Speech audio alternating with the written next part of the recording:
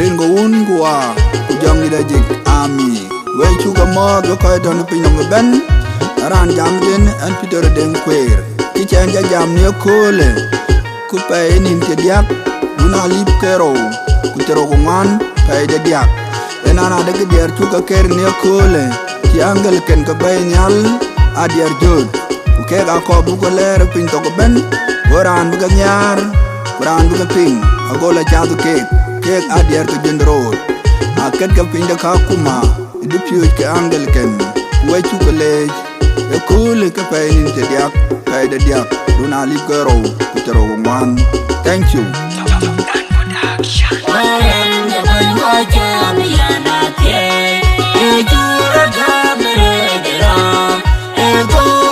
Aku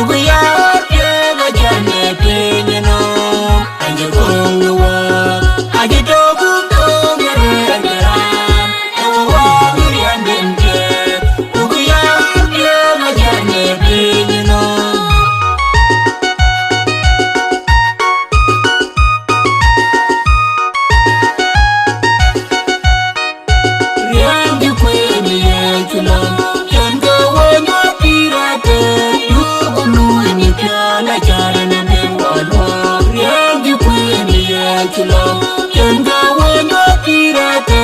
Yukunu ni pya la chara na bin walwa Yangi kweni ye chula Yanga wana pirate Yukunu ni pya la chara na bin walwa Yangi kweni ye chula Yanga wana pirate Yukunu ni pya la chara na bin walwa Yangi kweni ye chula Yanga wana pirate Yukunu ni pya la chara